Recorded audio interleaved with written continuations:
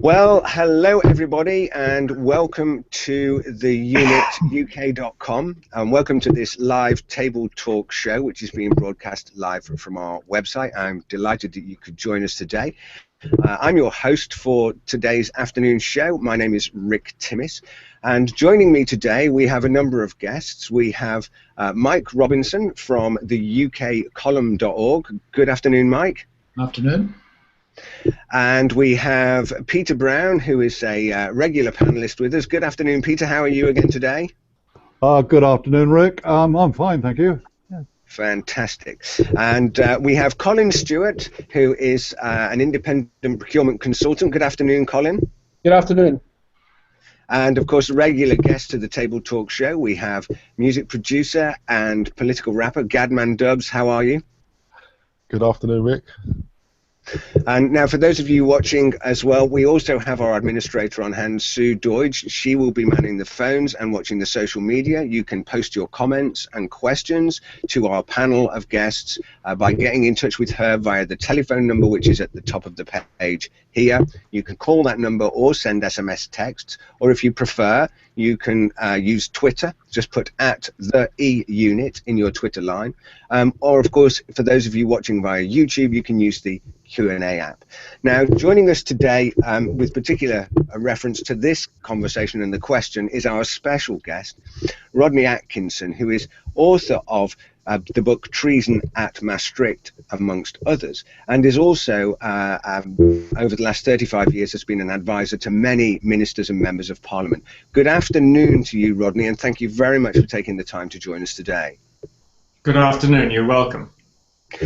So the question to the panel put forward today is treason. Have the UK politicians committed treason by handing governance across to a foreign power? Now, what I'd like to do first of all is I'm just going to spend a few minutes handing this around to the panel to just get an idea of what we believe treason is. So if I could start with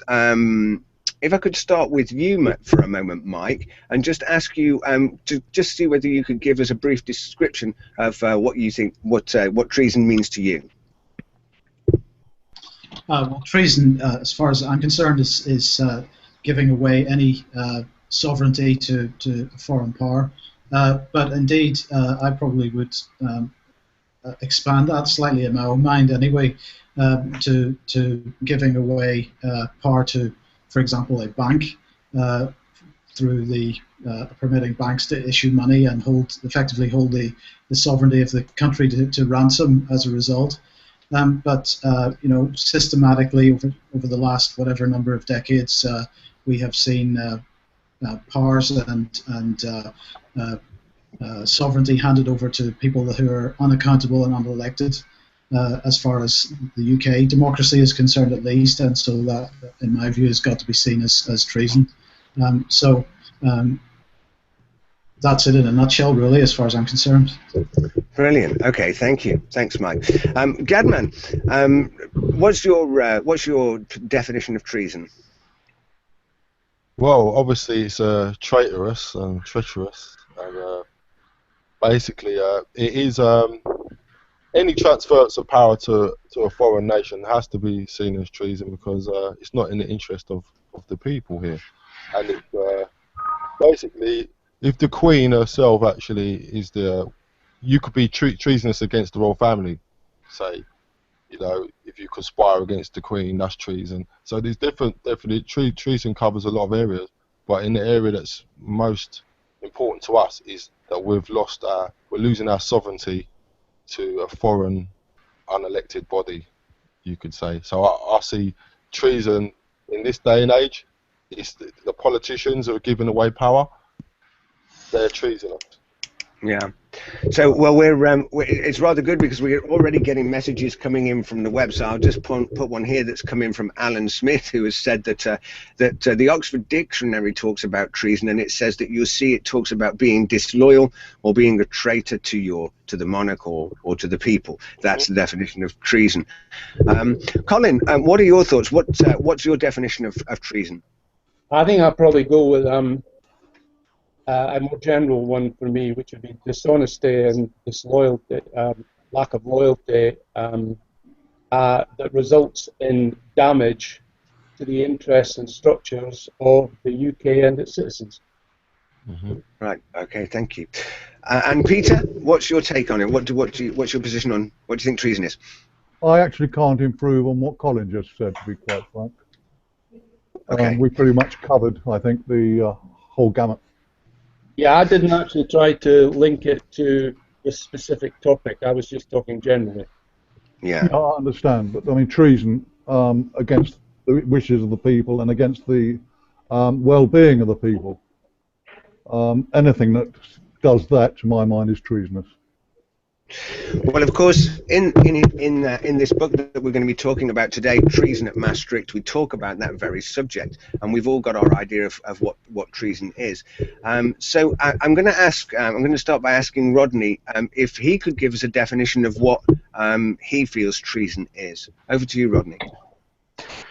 Well, the point that Norris and I made in 1993, we're coming up to the 21st anniversary of the treason charges laid on the 9th of September that year, is that we didn't need to define treason. The British Constitution defines treason. British law, common law, and statute make quite clear what treason is. All we were doing was pointing out that given that the British Constitution defines treason, what ministers did, in particular the two ministers who signed the Maastricht Treaty, Douglas Hurd and Francis Maude, did, was to break those constitutional statutes and common law and conventions. Of course, it all adds up to a breaking of allegiance in the moral sense. They swore allegiance, as indeed the Queen did in her coronation oath, and the Coronation Oath Act, which put that into law. They swore allegiance, and repeatedly, of course, MPs swear allegiance every time they're elected to Parliament, to the sovereignty of the Queen. That's the titular idea, but far more important in a democracy, the sovereignty of the British people. And that is democratic self-government. So those are the very specific things which constitute treason in our law. So all we said is the British Constitution is crying out, this is treason.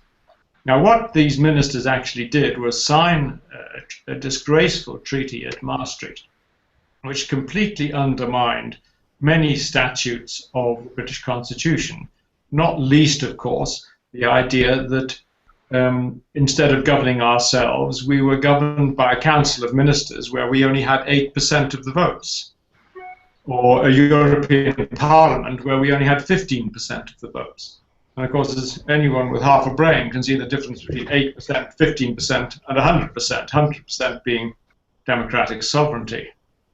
And we did this all in the name of regulation and control of virtually our entire economy, just because we wanted to trade about 8% of our economy with these countries of the European Union. So it made absolutely no sense, either morally, constitutionally, or economically. And that is as true today as it was then.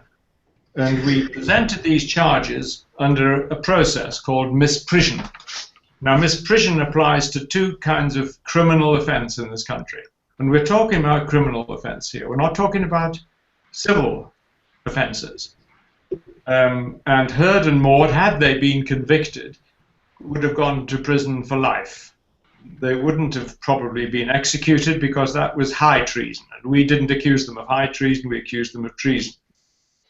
And misprision says if you're aware of someone committing these crimes, treason is one, the other one is terrorism, and you do not report it, then you are guilty of misprision. And effectively, you can suffer the same consequences as if you had committed the crime itself. So that's what we did in 1993. So, okay, so this was you and Norris, this is Norris McWhirter from the Guinness Book of Records that we're talking about here. Yes. And so you've just given us a précis there of the 9th of September 1993. So this is more than just a book. The book is about actual an actual legal pursuit that you undertook against ministers of the government, Douglas Hurd, as you said. Yes, indeed. They were the ones who signed this. Interestingly, Francis Maude at the time, I think, was Financial Secretary to the Treasury, and we know Douglas Hurd, of course, was Foreign Secretary. So the Prime Minister of the time, Major, did not go and sign, and the Chancellor of the Exchequer at the time, Norman Lamont, did not go to sign. He sent Francis Maude in his place. And I often wonder whether he knew how disgraceful that treaty was. Of course, the other thing, Rick, is that Jack Straw actually limited the time that someone could be prosecuted for treason down to 3.5 years from the time of actually committing the crime. They thoroughly covered their backsides in that respect. I don't recall that, I'm afraid. I'm sorry. When was that, Peter?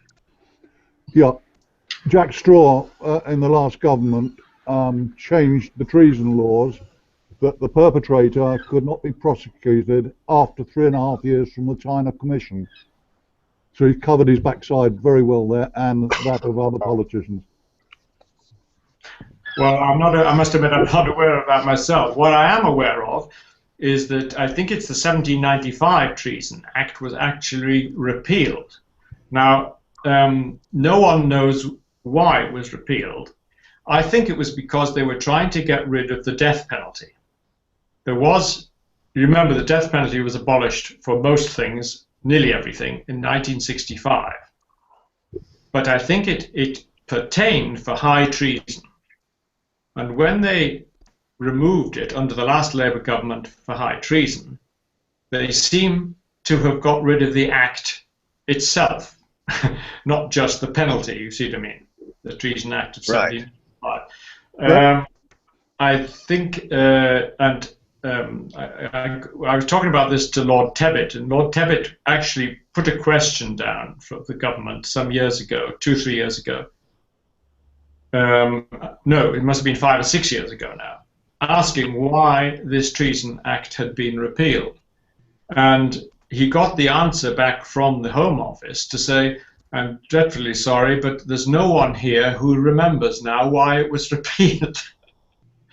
Wow. I mean, Hey, that's ridiculous. Yeah. I mean, aren't these things supposed to be written down? Somebody should, so there should be some documentation. You can't just go around changing things and go, well, don't know why we did that. Well, given the decadence of our political class and the utter collapse of the Home Office, nothing would surprise me. But that is precisely the reply, believe it or not, that Lord Tebbit got as to why the act had been repealed. The exclusion of high treason.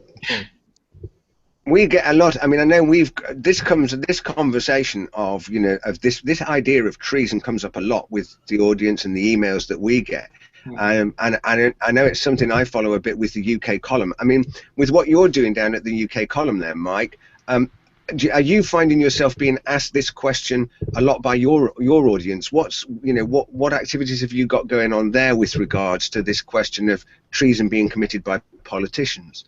Well, I mean, this is an issue that we've been talking about since 2008, really, because we helped start the British Constitution Group, really, in an effort to appeal to a reasonably broad proportion of British public, try to get them to understand that we had a constitution and what it stood for, and so we have been pursuing this issue. But of course, just to get back to the repeal of the Treason Act under the Labour government, of course, that in itself, Rodney, would be an act of treason, would it not? Because that's really... Well, of course, there are other treason acts other than the one they repealed, so they didn't get rid of treason per se.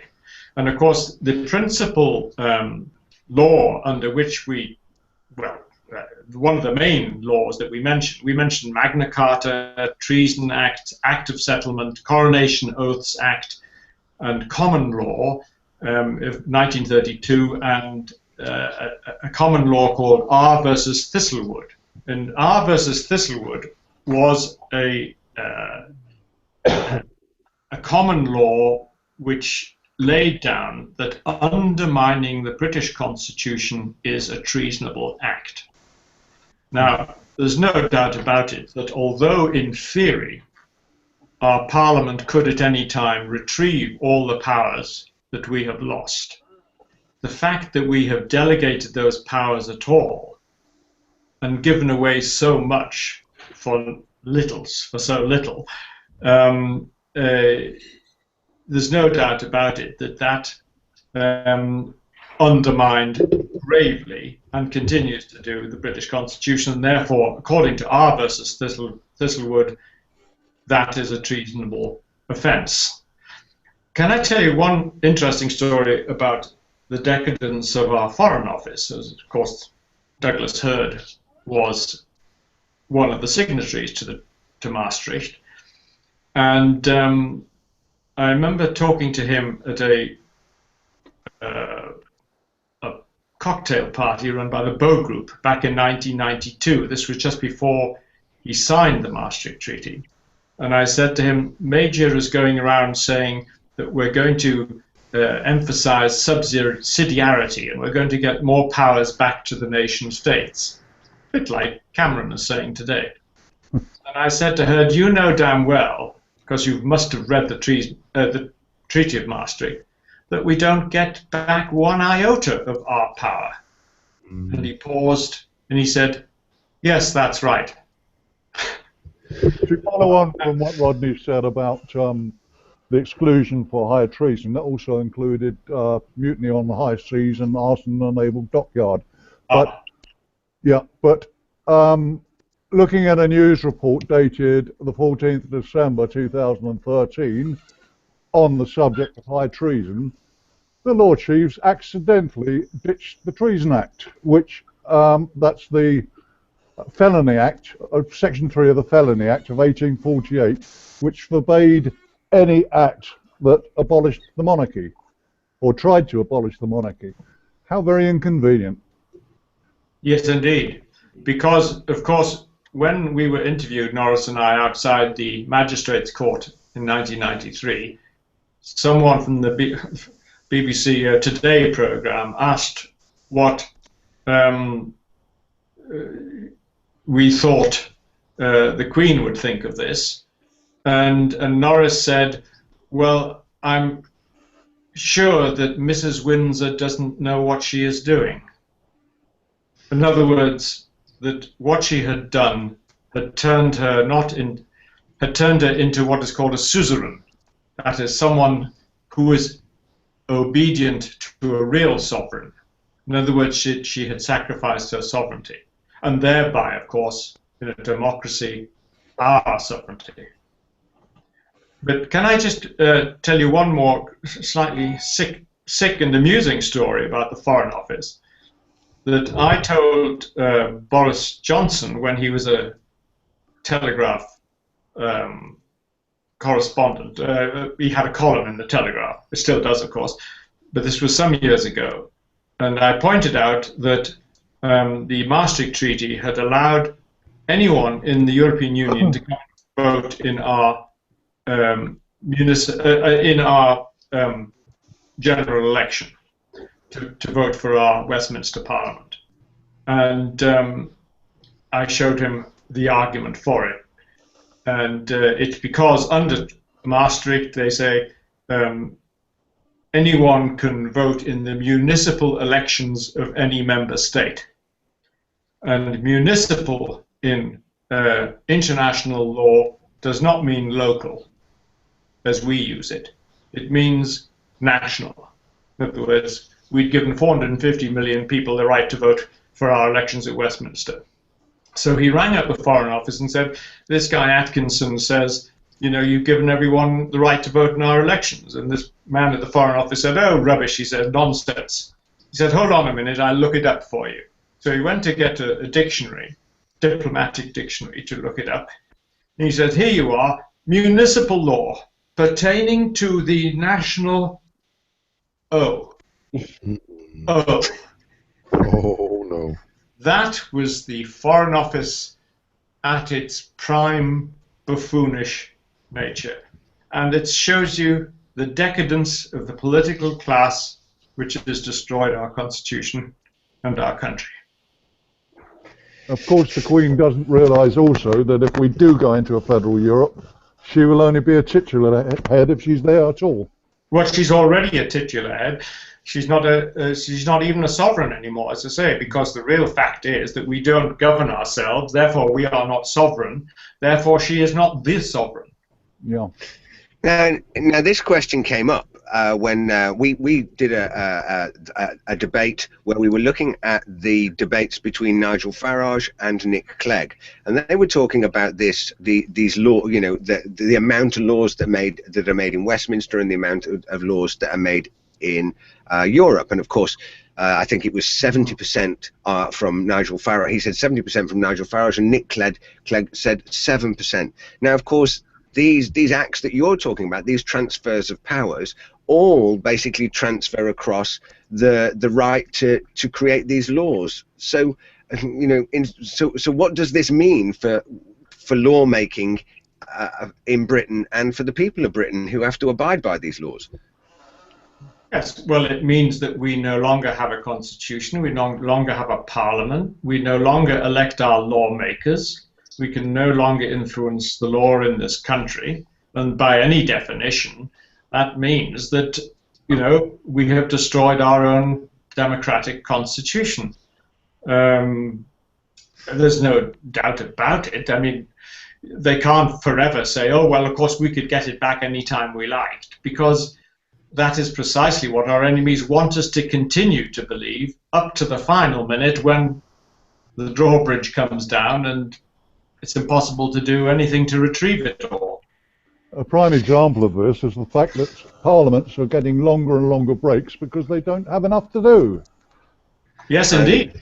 By the way, one thing on the percentage of national law made by the European Union, the German Parliament actually did set up a commission to find out how many laws were actually made by the Germans and how much by the European Union.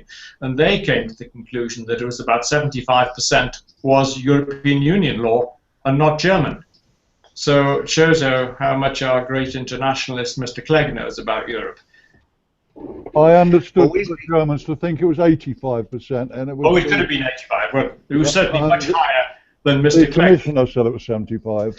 It's interesting though how the media. It's interesting how the media sort of represents this. One of the things that I've picked up and highlighted a lot, just something simple, was the plain packaging of cigarettes. David Cameron has done an about turn 2 times on plain packaging of cigarettes. First of all, he was not going to do it. Then he was going to wait for an Australian study. Then he was going to do it. Now, when we reported on that, and all that was in the mainstream media, that it presented the proposition that David Cameron and his government were instantiating this policy of their own accord, of their own free will. But in the legislation section of our website, we were tracking all the EU directives as they were being lobbied by Imperial Tobacco and British American Tobacco. The EU was being lobbied to hold back the law and change the law, and the UK's position that David Cameron presenting was following that, absolutely tracking it. So in a nutshell, what I'm saying is we're being lied to. The mainstream media is not telling the truth and saying that these laws are coming from there, and our politicians are trying to create the representation as though it's their idea and their creation, so that they don't exacerbate, and I use that word deliberately, so they don't exacerbate the situation. Now we've got some comments coming in, but I want to get Mike in on this one. Mike.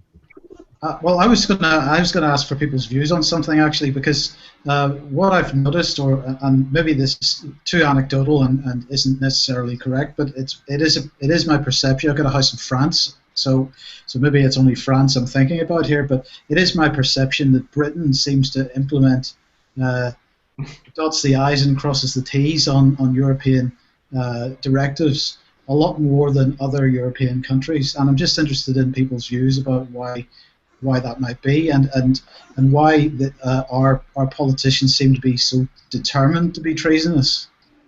Could I just say something? there was an interview some years, quite a lot of years ago now,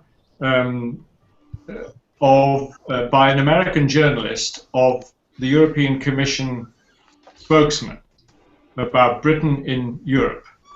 And the spokesman said to this American journalist, you know, the British are quite extraordinary. They obey the law even when it is not in their interest to do so.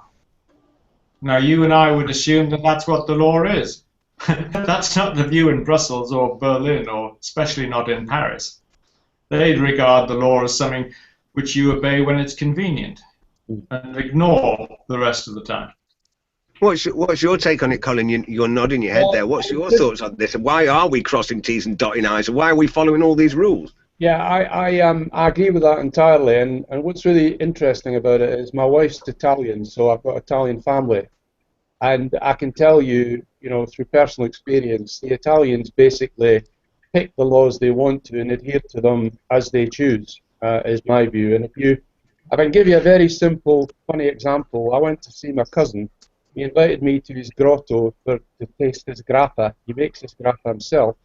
And as I'm sipping this stuff, which is 60% proof, I said to him, by the way, what did the VAT inspector say about this? He looked at me, laughed, and said, yeah, he comes for a drink as well. And honestly, that pretty well sums it up. And our civil service is just completely naive. And the whole plurality of civil services in France, Italy, the only other place I'd say is like this is probably Germany. I don't know to what extent, but Germany generally, I think, their civil service do have compliance. And the others play the game to our cost. No question about it. Yeah, I agree. Well, we've got some comments coming in. Another one from Alan Smith, who's going to post some questions out. But let's just chase this down about that Mike pitched forward about crossing T's and dotted I's. Gadman, what's going on, bruv? Why are we following the rules? Right. Maybe it's like Stockholm syndrome or something like that. You know, they're sort of giving up. You know, they're just giving up on the idea of a sovereign. You know, I think there's a new generation of people that just see themselves as Europeans somehow in their mind or something. And but we are part of Europe, I suppose. But we are actually a sovereign nation, which has its own constitution. It has its own rules, and the rules should be made by us because we know the culture. We live here. I mean, it just doesn't make any sense unless it's corporatism or cronyism, something going on like that, where there's a cabal of maybe bankers, probably, that want to consolidate power, wealth, and political power. It's probably something to do with the bankers somewhere along the line. Yeah, you're right. It's the European Union was constructed by big business and big banks and big government and big unions as well, don't forget. They were involved at a very early stage, as indeed were a number of churches and royal families. They were involved from the 50s onwards in the European movement, and of course, before we joined the European Union, they set up a European Assembly, which they called it an assembly because they knew damn well it wasn't a parliament. And 90% of the people there, apart from the representatives, were business lobbyists. And that's what they constructed, a borderless commercial venture which was going to greatly enhance their selling power and their profitability. And what they wanted was maximum flexibility of the movement of people to enhance business opportunities. And only much later did some semblance of a parliament emerge. And even today, as we know, it's a bit of a joke. But that is the basis of it. And of course, following the 1960s and 70s in Britain, we became less and less capitalist and more corporatist. And corporatism is very much the first stage to a fascist state. And that is what the European Union is really all about. and that's what my other two books, well, three books on this subject, really cover. Europe's Full Circle, which I wrote in 1997, and Fascist Europe Rising in 2001, where this process of the destruction of communities and voters and democracy and real capitalism, where people are responsible as producers to the consumers through competition, all that went out. The state got more powerful. Big business got laws passed in its own image. And, of course, it was then a natural step to embrace the corporatist European Union, which is what we have done. Now we've got some comments coming in, but just that's really kind of highlighted something for me that I reported on, or we reported on here at the unit earlier this week. The narrative had been coming out about obviously this the assault on cigarettes and tobacco industry, with various new regulations taking place and these EU directives being implemented. But what's not being connected or reported in that narrative, it's almost being pushed away, is that of course there is a move taking place at the moment, a health sort of a health incentive, if you could call it that. This move towards e-cigarettes, which are a replacement for traditional cigarettes. They give you basically a small amount of nicotine without all of the other substances. Now, whilst the regulations are coming down hand over fist to put plain packets on tobacco and so on and so forth, it's the tobacco industry that is working with the European Commission and Council of Ministers to write up that policy.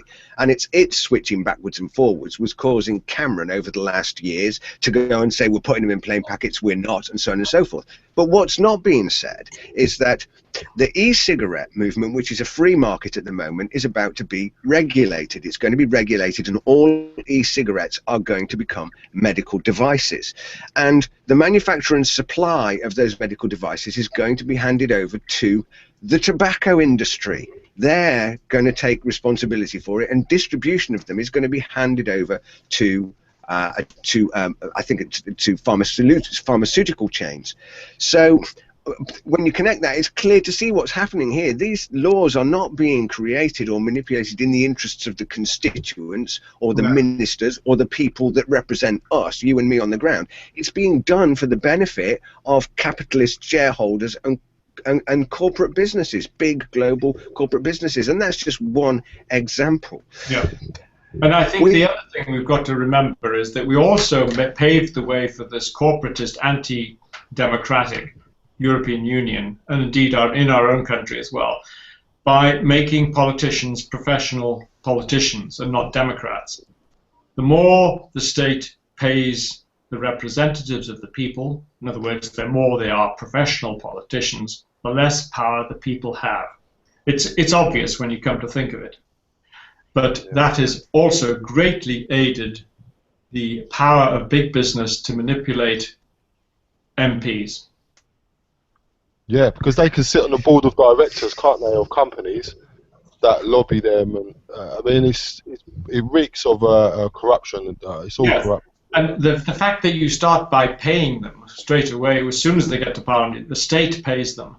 Now, who is more important to them, the state that pays them, or the voters who elect them to represent us against the state? It's obvious who's more important to them. Well, if Cameron takes away to make money, then big business knows that money is important to them, and therefore they can buy patronage and buy legislation.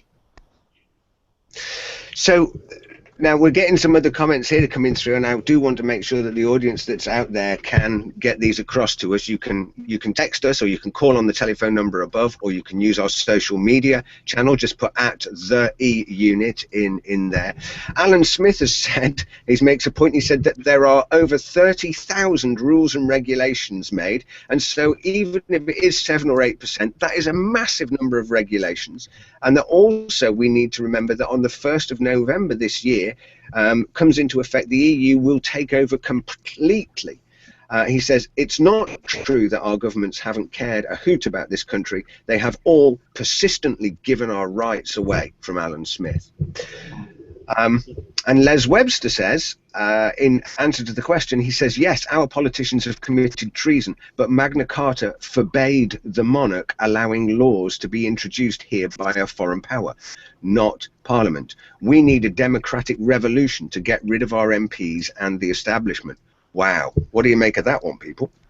Well, of course, next year is the anniversary of Magna Carta, so we have an opportunity to organise people's views on this, and you know, getting back to the idea of representation. Of course, MPs and politicians are not representing their constituents anymore. They're representing the preconceived policies to the constituents, and that's the reversal of democracy, as far as I can see. But you know, we have an opportunity with the anniversary of Magna Carta next year to remind everybody of of the British Constitution, what it represents, and perhaps you know, we also have a general election at the same time, so there is an opportunity to do something there, I think. Oh, absolutely. I think there is. I think I'd very much like to discuss that with you as a separate conversation, Mike. Rodney, can I ask you a question? Yes. The timing of Cameron's promise for a referendum is late 2017. Now, one thing that greatly concerns me is that even with a vote to come out, the timing of the notification of cessation could easily run into 2018, namely after May 18. That would then leave us with a situation of 2 years of negotiation that will run into another government. Now, no, isn't it May 1919 that the next one is due? I thought it's 2015. 2020. 5 years. It's 2015, then 2020 with the Parliament Act. Yeah. Article 50 actually lays down the rules for the negotiation, but also goes on to say that it can be extended past the 2 year period. Now, if Cameron's government was allowed to delay the ending of the 2 year period, it would take us into another Parliament, which constitutionally is not bound by the decision of the previous government. Do you not find that a bit worrying? Yeah, well, I reject totally this idea of Article 50. I do not see ourselves as being part of their constitution. If we assert our constitution, which we have every right to do, then it is our constitution which shall govern our negotiations and our decision to leave or not to leave. Yeah, I agree with you. Article 50 is a trap, and a very convoluted and threatening trap as well. Yeah, I mean, to my mind, we should immediately repeal the 1972 Act, which would give us immediate sovereignty back. Well, perhaps I can tell you a little bit now about the British Declaration of Independence, which was launched in 1999. The idea of it is it sets out on one piece of paper the opposite of everything that's happened.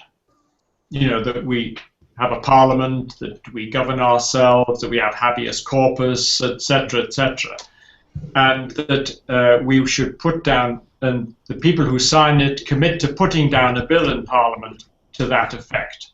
And as soon as that bill is passed, then all contradictory acts which have preceded it would be repealed, including, of course, Section 2 of the 1972 Act. Yeah, So also Article 50 states that if we do start negotiation for trade, that the Council of Ministers will exclude us from all dealings. Exactly, it's a trap. The whole thing is a scandalous trap, and I'm surprised that Christopher Booker is promoting it. I mean, you know, we make our own laws in our own country. I mean, even the Euro-federalists say we have the right at any time to pass a law and come out. So that's indeed what we should do. But the referendum is not just a typical Cameron manipulation that you'd expect from him, but the whole idea of a referendum is a nonsense. because it doesn't solve anything. You can be defeated and you're there, whether you like it or not, or you could actually win the referendum and it doesn't make a jot of difference, because you still need a majority in Parliament to pass the sovereignty bill. So a referendum is a trap, just the same as Article 50 is a trap. What's the British Constitution Group's point of view on this, Mike? I mean, we're talking here about about this. What's that with their view? Just pretty much as Rodney says, we need to reassert the Constitution that we have, and of course, part of that, is how to put this. Right, we've got to reassert the Constitution that we have. We've got all the principles by which we should be governed, the right to govern ourselves, in writing in various constitutional documents. It's true, it's not in a simple one-page format, but it's there to be understood, and we've got to reverse this constitutional reform agenda that the last two governments have been pushing through, and of course leaving Europe is part and parcel of that. But as I say, we have the word reassert is, I think, is the right word, because everything's there already. Now, in the Lisbon Treaty, the Lisbon Treaty has this Article 50, which is what we're talking about at the moment, and Rodney says that that's a trap. Peter thinks that that's a problem for us. Do you guys have a position on how Britain ought to extricate itself from the EU? Should the people of Britain decide they want to do that? What's your view, Mike? How we extricate ourselves is an issue for people that have more understanding of that than I do, to be honest. But at the end of the day, before we can even have that discussion, we've got to get people in the mindset of understanding what it is that they're likely to lose, or what it is they have already lost, and what they're going to lose in the not too distant future if they don't appreciate the position that we're in at the moment, and really make their voices heard about what they where they think we should be going in the future. The right to self-determination is a fundamental right, and the imposition, the overlaying of European-style law on top of our own is a major loss of the rights that we have in this country, and we're starting to see even attacks on the whole jury system in this country, or the whole basis of our legal system and our law. So we've got to first appreciate what it is that we have, and what we are in the process of losing, and as I say, better people than I can discuss how we actually extricate ourselves from this situation. Yeah. Yeah. Can I just say there's no need to fall into the trap of even some Eurosceptics, and certainly the Euro-federalists, who say, oh, it's all too complicated now, we can't renegotiate all these thousands of deals and agreements and regulations. Utter rubbish. You don't need to renegotiate, you just decide whether you want them or not, as we used to before we were taken over by a foreign power. Your parliament decides. You can let everything stay there, and then you look at it case by case, and you repeal it or not case by case. You don't have to have a great big complicated renegotiation. And certainly if you are going to negotiate, then you should never renegotiate with your jailer while you're sitting in jail. You come out of the jail and you say, right, now then, we're on equal footing. You want to sell to us, we want to sell to you. See what agreements we can come to. Exactly the same as we do to the 160 other countries in the world, in other words. Mm-hmm. But you know what? It's a simple solution, to this pulling out. If you used to stay in there and negotiate with them, you're giving legitimacy to the whole scam. The fact is, it's totally illegal, and it is treasonous. So even if we have a referendum, that's asking the people to commit treason. So you're saying, do you want to give away power to a foreign nation? So you can't. to be honest, we could just totally ignore everything that was ever, any legislation that ever came from overseas. We could totally ignore that and just stick with what we've got in the UK. It's simple as that. We don't have to negotiate with them. We just say to them, all your statutes, all your laws, they're irrelevant. You know, if you want to trade with us, fair enough. If you want to exchange security information for the police forces and things like that, that's fair enough. But everything else they're irrelevant to us. There's nothing to do. I mean, the EU is like its own country. It's got a flag, it's got a national anthem, it's got a bank, it's got getting a standing army. Basically, it's like a mini country. Like, you know, you've got the Vatican City. It is a country, and it's trying to take over our country. Now that highlights a problem. I read this in Rodney's book, so this is from you. But what it said was that right now we're struggling with a problem, and that is that there are only a few of us that seem to be awake to what's taking place. But the problem we face is that whilst treason, it seems, is being committed against the UK, we're very rapidly closing a point whereby so much law and so much power will have been transferred that to speak out or to act against the EU as a country with its flag and constitution would be treason against the EU. What happens if we reach that point? It already is. Well, that would be hell on earth, yeah.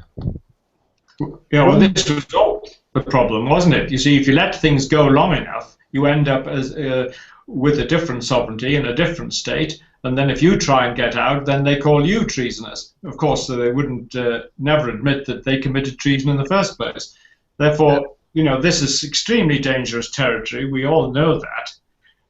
And one of the most evil things is not just the constitutional destruction, but the popular construction of the destruction of our people by mass immigration. Now, the purpose, the British political class and British business thought they were signing an agreement with other countries in the European Economic Community to trade freely and fairly. It was never about that. They were told it was never about that. But they are so greedy and naive and ignorant, they assumed it was. Now, of course, they're realizing a bit late that it wasn't that way.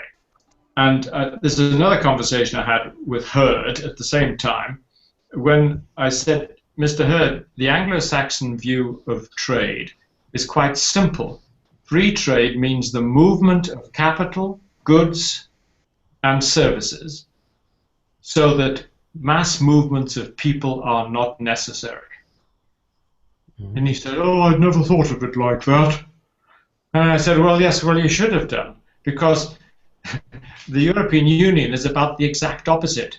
It doesn't want free trade in order to force people to move. And that is what is happening, of course, as we know. Masses of people are moving across borders per force because of mass unemployment and destitution in places like Greece and Spain and Italy and Ireland. And that was a deliberate policy, in my view, to destroy the nation states and their peoples. There's a worrying development that occurred last week. Back in 2009, when the Lisbon Treaty was signed, it was agreed that Article 2, the wording of Article 222 would be postponed. That was actually completed on the 26th of last month. Basically, it's an extension of the agreement of mutual support across the EU. But this Article 222 goes much further. Basically, it's given the right for the EU to send in supernatural national police and armed forces in to quell, they say terrorist act, but the wording is so obscure that the EU will have no trouble at all to include insurrection in that. Yeah, protesters, it says, doesn't it? Yeah. And the thing is, they'll be sending foreign troops in that will have no sympathy with us. All it requires is that the government at the time asks for the help as a last resort. Now, if there's major insurrection in this country, as there may well be if the politicians force us into an EU that we don't want, it's quite likely there's going to be insurrection, and they will then use foreign troops to quell that. They've already given themselves the right to use lethal force in Article 2 of the Declaration of Human Rights. Not the right word, it's the fundamental rights. But well, let's just take a straw poll a moment, and for people watching watching this right now, if you want to get in touch with us and let us know what your view is, let's go back to the original question and say, have UK politicians committed treason by handing over power to the foreign land? Let's start with you, Gadman. What's your view? Have they or have they not? Guilty, not guilty? Guilty as charged, most definitely. I believe they should forfeit their occupation and let the real politicians, the real people, take their place that actually care about the British people and its culture and its prosperity and its welfare. You know, these people really aren't politicians anymore. They're just corporate entities guising themselves as politicians. So okay. Yeah, they are guilty. Guilty. Colin, what's your take? What's your view? Well, unfortunately, as I'm listening to this, it poses more questions for me than answers. I would say you're right, they're treasonous, but I'm not exactly sure that they're criminals in the sense that there may be many of them who had the right intention. I mean, if you were to line up all the Westminster establishment on this discussion, there would be arguments vehemently against what you're saying, and there would be lots of arguments that were saying it's in the interests of the British people to continue. Now, you know, I respect these people in the sense that they're not idiots. You know, many of them are probably much more intelligent than me, and I keep coming back to the same point here, and this is maybe the end of the conversation, which is, so what? Even if they did even if there was treason, in terms of now and the interests of the British people and my children, if you like, what do I do about it? What do we do? That's what is the pregnant question for me. And it's all right talking about whether it was or it wasn't treason. The issue is, so what? What are we going to do about it?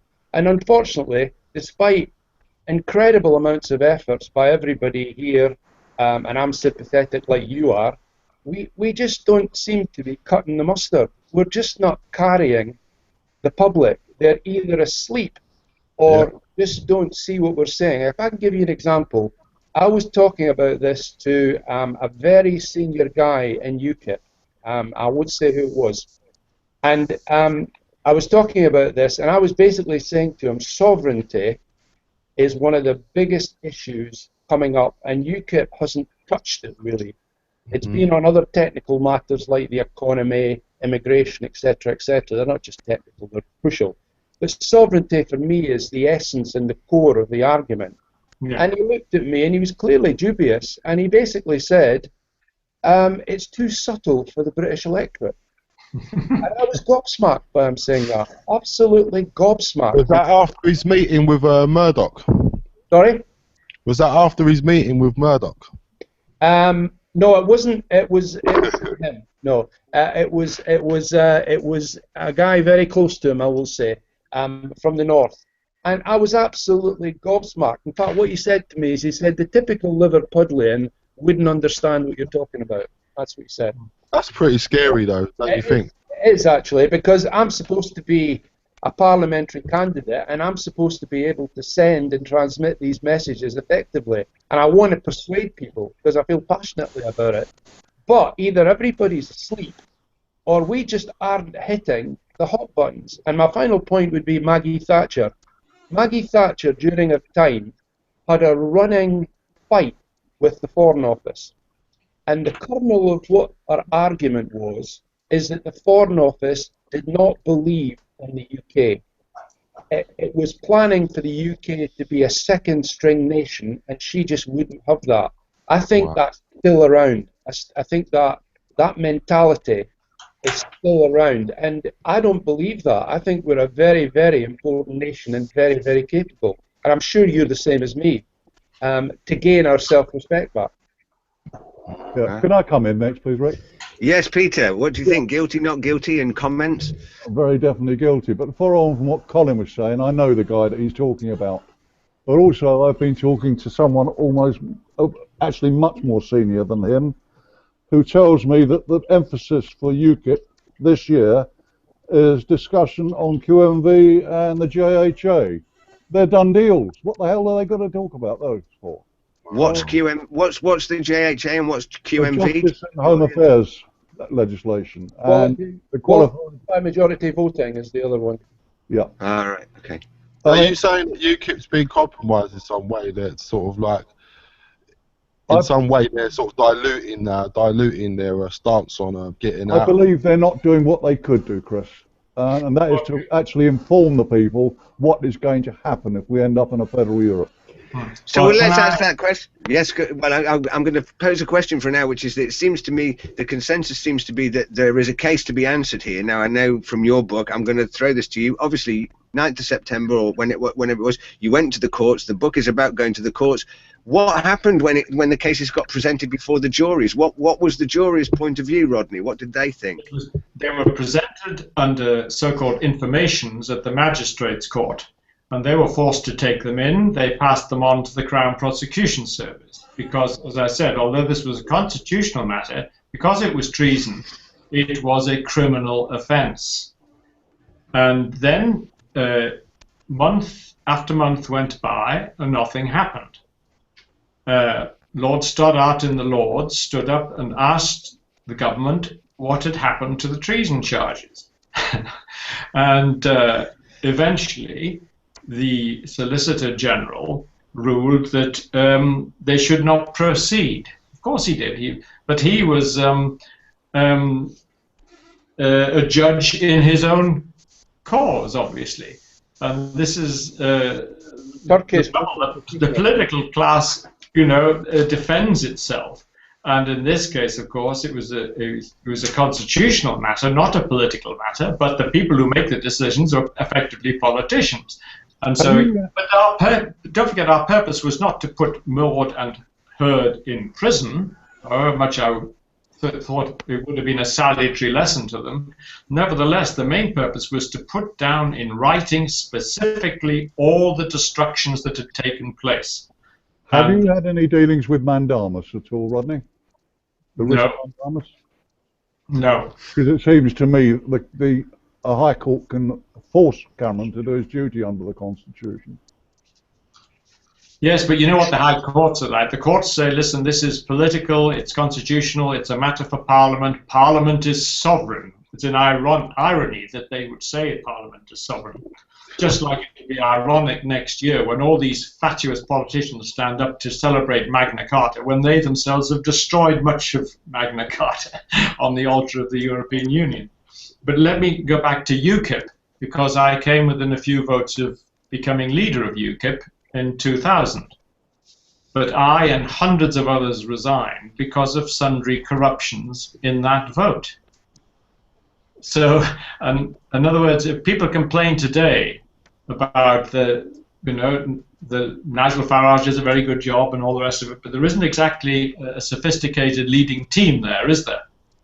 And I think this is a great disadvantage as regards explaining to the people exactly how dangerous the position is. And I'm afraid the British people always leave it till the last moment before they react, and maybe it's the case here as well.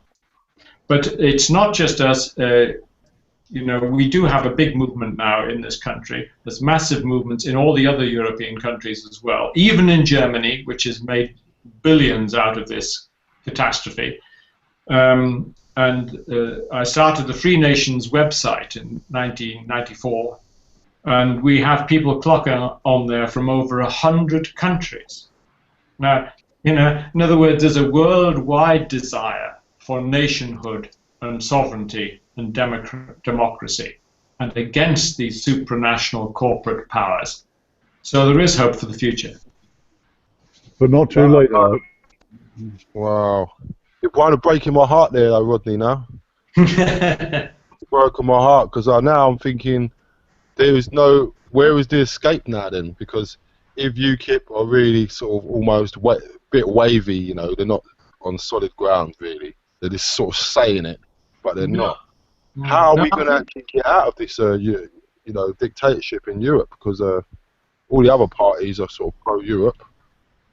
Well, no, I think within each of those parties, the number of sovereignty activists is growing all the time, and the threat from UKIP is forcing more and more of them to own up to what they've done and are prepared to reverse it. So, but the point is, we've got to make sure before people are elected to Parliament that they actually are prepared to sign up to our democratic sovereignty. And that is what the British Declaration of Independence does. We haven't got time to talk about it today, but perhaps some other time, if it is indeed launched again for the next election. Because the last time it was launched, the first time in 1999, all the three major parties were absolutely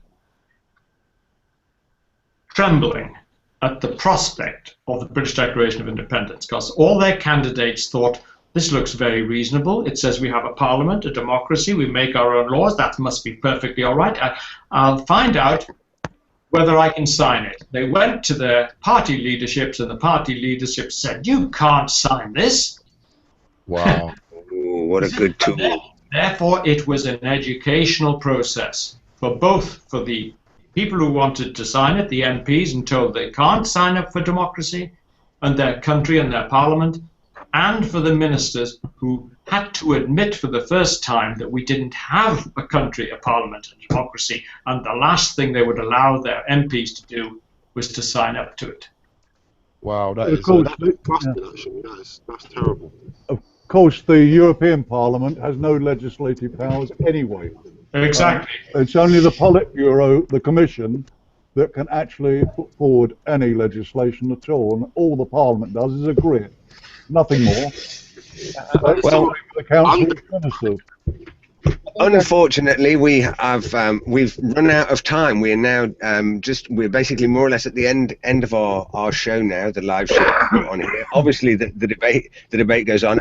I find it fascinating that the case has never been answered. You know that the Crown Prosecution Service has not followed this through. I would very much like. Can I just say, if there was a conclusion of the British establishment and the Crown Prosecution Service, it was this: that if treason had been committed, then the 1993 Act, which ratified Maastricht, made that treason legal. Right? That was their conclusion. In their eyes, in their opinion, but that's what it really is. Their statutes and acts are just opinions. They're not actually law or lawful. Well, that's what we've come to. So evil has our Parliament become, we can no longer call what they pass as laws legal laws. But you know, that's a tragedy. Well, I mean, I think, you know, what we've found here, and I know Mike will probably say something similar to this as well, but what we've found here at the unit is, particularly when we go out and do our public speaking presentations, it's the truth that's really important. When you get down to the facts and the truth, and you present that before people, a little bit, and you know, I'm very motivated by what you said there about this declaration, the British Declaration of Independence. I think that's a tremendous tool, Rodney, and I would be delighted if we could perhaps do a show to cover that in more depth and look at that with you again. That would be wonderful. The key is to get out there to the truth with and put it in front of people in a way that they can kind of take it on board. People, you can't wake people up by running them over with a juggernaut. You've got to wake them up slowly by feeding them the information and keeping the facts and keeping the information going out there. That's what we do here at the UK. The Unit UK is we focus specifically on what the European Union is doing geopolitically all around the globe, and also on what its legislature is doing, and that's what this site is dedicated to. The ukcolumn.org, for example, gives you daily interpretations of what's happening back here. in the UK, and I'll hand that to Mike to tell us a little bit about what you guys are doing at the UK column, Mike, to uncover the truth and deliver that to people. Look, I would agree with that. I just wanted to, before I do that, I'd just like to say a couple of things about what Colin said earlier, because he asked, are people asleep? I think in our experience, we're seeing that more and more people are engaging on they recognize that there are issues, they're engaging on those issues, and they're asking questions, and I think that's the point at which people are ripe for the information, because it's not being shoved down their throats at that point. They're starting to ask the questions. But I think it's not a case that people are generally asleep. It's a case that people are finding life more and more difficult, requiring 2 salaries in the home and this kind of thing. So people are on a treadmill, and they can't keep up with what's going on. But people are starting to ask the questions now, and I think that's a good thing. And I just wanted to say something else about what Colin said, because Colin mentioned that he thought that MPs had acted with the right intention. Now, of course, that doesn't really matter, because ignorance of the law is no excuse, and the constitutional law says that giving away sovereignty is unlawful and is an act of treason. And I think that people still have to be held to account for that. So right intention or not, I think it's they still have to stand up and be counted and be accountable for what they've done. But in terms of what we're doing, really we're just telling it as it is. We've got a daily news program, as you know, and we've got a team of researchers that are pulling out as much information as possible, not only European legislation and European policy that's coming in, but also policy that's being pushed through from various from the third sector and from the United Nations as well. So it's not just Europe that policy is originating in. And so that's what we're aiming to do, but we are getting a much better response now than we were even 12 months ago. Well, I mean, I want to really close this down now, and it just remains really for me to thank all of our guests that have joined us today. It feels to me so much like this conversation has only just got going. We clearly have only scratched the surface. What I would say is that in the show notes there are going to be links to the UK column. I would encourage our viewers and visitors to the Unit UK to go and take a look at the UK column and do a live stream news show that you can find out. So keep in touch there. That'll keep it real for you. For what's going on in Europe and what they're doing, then obviously you've got this channel here. There's going to be links in the notes to this program to Rodney's book, Treason at Maastricht. And I actively encourage you, if you've watched this show, to get a copy of that book. If you get it on Kindle, for example, the cost is really quite low, and read it. It is your jaw will hit the floor. It is absolutely astonishing. Needless to say, just a big thank you once again to our regular panelists, Gadman Dubs and Peter Brown, and of course Sue Deutsch for putting all the questions forwards. One comment coming here from Ken Lagarde, who called to say that they are most definitely guilty as charged, and we should be recalling our MPs and getting them to answer.